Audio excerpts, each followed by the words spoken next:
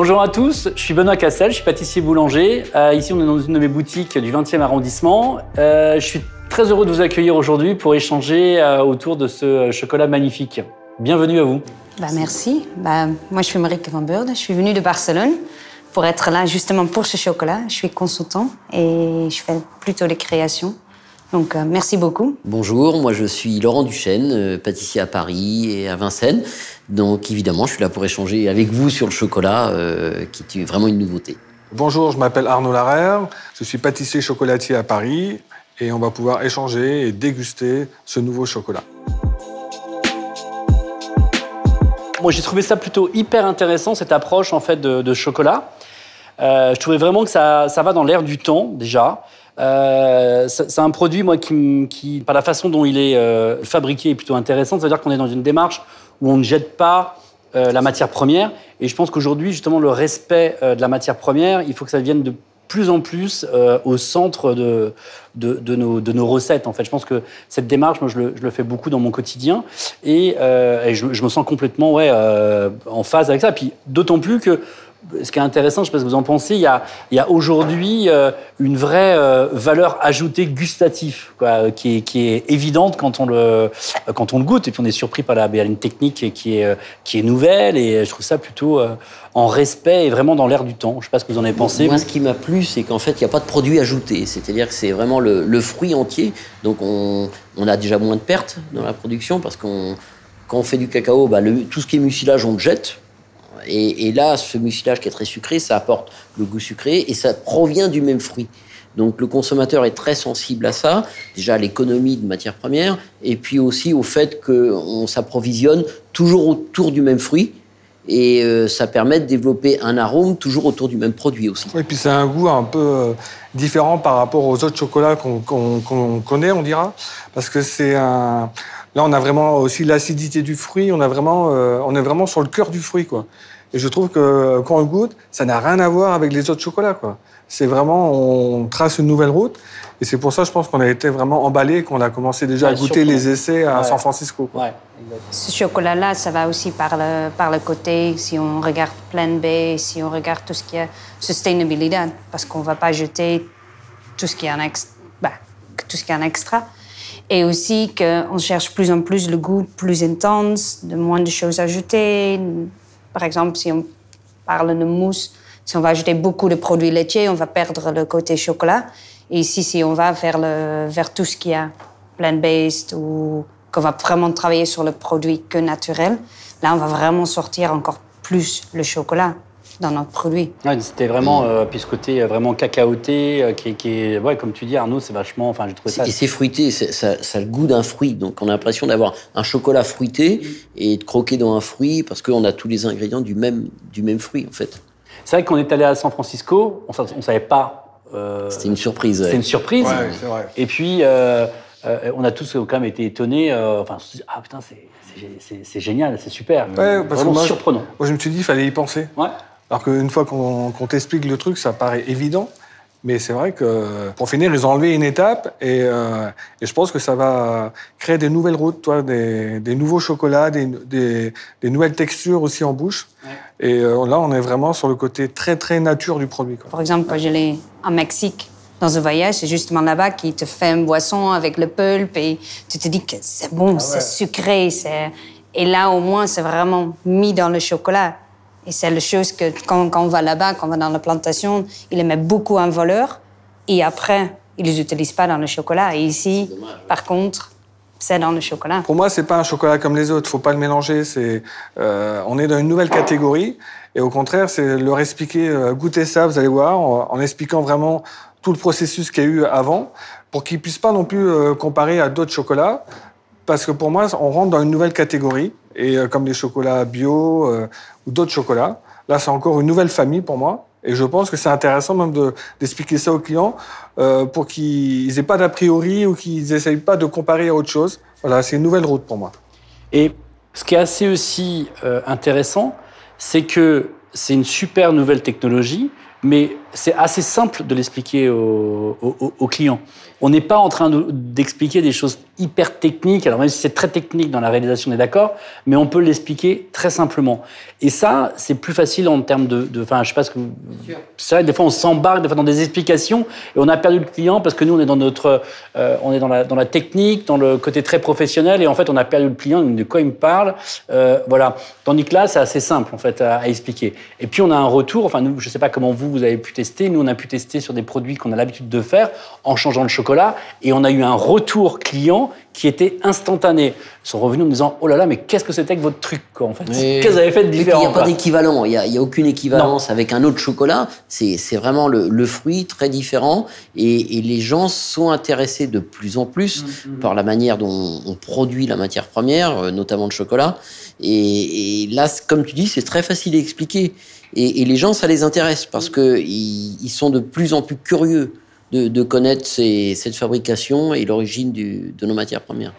Assez d'accord. On y va, on goûte, on discute, voilà.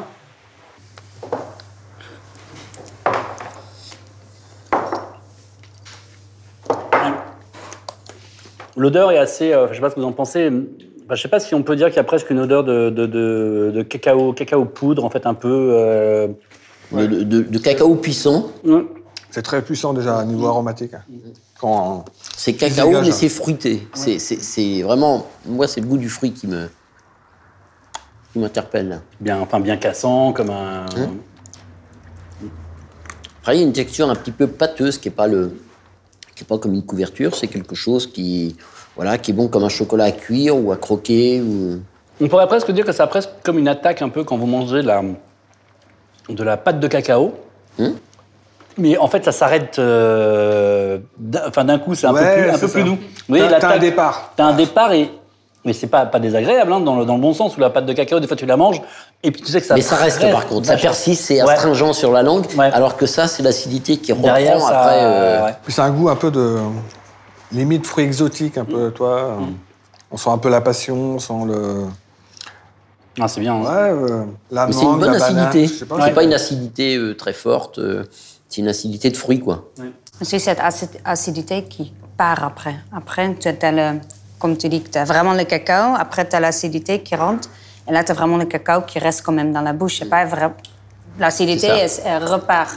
Ça ne reste pas si acide le longtemps. Le goût du chocolat qui reste en bouche. Voilà, exactement. T'as raison, c'est très cacaoté. Au départ, ça envoie.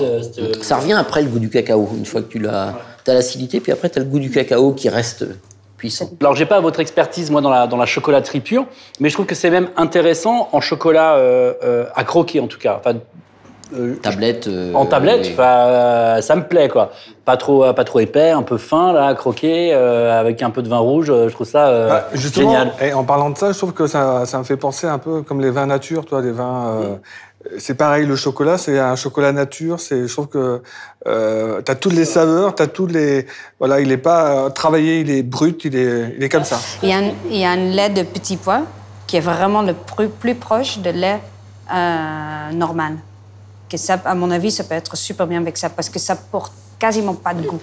Écoutez, moi, je vais vous parler de ce qu'on a développé, effectivement. Comme je disais, évidemment, faute de cuisson, on s'est dit, on va partir d'un crémeux. Et un crémeux dans une viennoiserie, on a gardé ce concept de viennoiserie.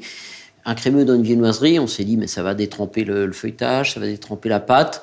Donc en fait, on a dû faire une petite coque, une coque en chocolat, bien sûr, avec le même chocolat, et le crémeux à l'intérieur, et puis un petit sablé, toujours avec le même chocolat, le petit sablé sur le dessus, et on l'a recouvert avec une pâte à croissant cacao, une pâte à croissant cacao qu'on saupoudre en fin de cuisson, on brosse un petit peu de sirop légèrement vinaigré, c'est un petit sirop qu'on fait, pour donner un petit peu d'acidité, on met un vinaigre de cacao dans ce sirop. Donc l'idée, c'était d'avoir une viennoiserie nomade. Alors, pour pouvoir la manger, parce que là, c'est quand même très fragile, pour pouvoir la manger, on s'est dit, voilà l'idée, on retourne la coque, on met le crémeux à l'intérieur, et on peut le manger facilement. Alors, on le croque en même temps, ou on croque seulement à l'intérieur, et ça permet de manger ça debout, bien évidemment. Super idée, Laurent. En fait, le sablé, c'est un sablé qui est cuit à part, et puis il est reconstitué, il est collé avec du chocolat que l'on mélange avec le sablé. Donc on agglomère un petit peu le sablé avec le même chocolat Evocao. Oh, c'est bien, c'est croustillant et tout, c'est hyper Et agréable. on a vraiment le jeu de texture, voilà, c'était Ouais, c'est pour nous, frais en plus. ouais. La pâte feuilletée. Ça. Putain, Et c'est du croissant. Je regoute un pour être sûr. La pâte à croissant. L'idée est top. Hein. Parce que là, la difficulté, c'était de ne pas cuire le chocolat avec. Nous avons le crémeux, ça nous a donné des idées pour peut-être développer une gamme de viennoiserie un petit peu dans ce format-là. On peut la manger debout et avec peut-être un crémeux, d'autres parfums. Donc non seulement ça a été compliqué à mettre en œuvre, à cause de cette température, mais ça nous a permis de nous donner des idées pour développer une gamme différente de viennoiseries. C'est bien, ça nous fait nous De remettre en question. ouais. Aller plus loin que le retranchement, c'est bien. Ouais, nous, on est reparti sur des recettes qu'on maîtrise, qu'on connaissait, donc on a juste changé le chocolat. Donc on est parti sur une tarte, notre tarte mendiant qu'on fait très souvent. C'est une ganache à partir de crème épaisse, une crème épaisse assez acide. Forte en matière grasse et assez acide. Juste une ébullition versée sur le chocolat. Délicat, faut pas trop la mélanger parce que sinon on a un côté tranchage. Ah ouais, ça tranche. Et derrière, on ajoute le beurre. Et c'est pareil, le beurre. Alors on doit le mettre. Normalement, on le met sur un mélange qui est un peu plus froid. Si on attend trop, on a plus de tranchage. Voilà, donc on s'est aperçu on met le beurre un peu plus chaud que d'habitude. Juste mélanger. Pas d'émulsion non plus. On s'est aperçu que quand on faisait une émulsion, on avait un petit problème de tranchage.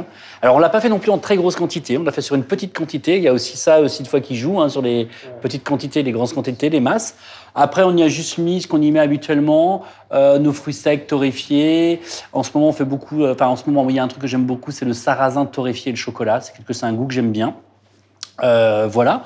Et après, on est reparti sur une mousse au chocolat façon grand-mère. C'est-à-dire que c'est pareil, crème mise sur le chocolat, les jaunes et les blancs montés. Ça, c'est la mousse au chocolat classique qu'on fait. Pareil avec du topping.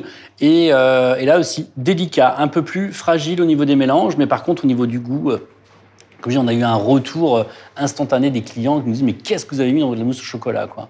Et donc là, on a juste changé le chocolat. Donc ça, c'était un retour rapide de clients et ça fait vraiment plaisir. On a été vraiment surpris du retour des gens. Allez, hop, on va commencer. Moi, je vous laisse en prendre un chacun. Ouais, la texture est bien. Donc là, il a un petit peu... elle est restée un petit peu dehors, mais c'est plutôt... La bonne mousse de Benoît. Là, on est plein fruits, là. Ouais, mais là, on sent vraiment la puissance du chocolat, quoi. Sur un truc aussi basique qu'une mousse traditionnelle, en fait. Rien de compliqué techniquement, à part ce côté, en fait, où c'est fragile quand on fait les mélanges. Juste hyper fragile. Mais là, on sent la puissance du chocolat qui est hyper intéressante. J'aime bien ce côté mousse classique, grand-mère, qui se marie bien dans cet esprit un peu de... Nous, c'est des desserts qu'on fait, c'est les desserts de week-end. En fait, on a toujours un dessert... un peu traditionnel, juste un petit peu retravaillé avec du topping qu'on fait toutes les semaines, qui est facile à manger, qui n'est pas forcément un entremets, voilà. On a toujours un produit comme ça à la carte en fait sur la boutique, quoi. T'as vraiment tous les aspects du chocolat. Ouais. C'est que là, il n'est pas caché par autre chose, il n'est pas... Voilà, il est vraiment... Voilà. C'est vraiment la mousse au chocolat qu'on peut retrouver d'une recette basique, traditionnelle, avec un très très bon chocolat et ça donne tout son sens aussi au chocolat dans la mousse, en fait. C'est très intense au niveau cacao. Pourtant, c'est léger. Tu ne veux pas arrêter à manger. Mais c'est très, très, très intense au niveau du chocolat. C'est très chocolaté, c'est pas assez peu sucré. Mais bon, on sent le goût de la crème, crème épaisse, un peu maturée. Acide. Ouais. Et c'est pour ça, moi, j'ai travaillé pareil sur une tarte au chocolat. Et je suis parti un peu comme toi. Sur les basiques. Sur les basiques, toi, une tarte pâte sablée. J'ai fait un crémeux chocolat. Après, voilà, un petit biscuit Joconde de chocolat pour tapisser le dessus de la tarte. Après, avec une nougatine gruée. Et après, une ganache montée, émulsionnée. pour vraiment rester sur le produit, mais pour que les gens le découvrent avant de partir sur d'autres chemins, pour que les gens aient vraiment le goût du chocolat en lui-même, quoi. J'ai essayé un crémeux, mais vraiment, de nouveau, juste avec le produit plant-based, avec ce lait de guisante et moitié-moitié avec de l'eau. Et après, pour remplacer le jaune d'œuf avec le pectine et le cornstarch, maïzena. Et c'est la texture, c'est vraiment comme crémeux, mais c'est super intense, ce chocolat, parce que bon, c'est quasiment que de l'eau et du chocolat. Et moi, j'aime la façon de traiter ce produit brut, c'est-à-dire sans artifice, avec du sablé, avec de la pâte.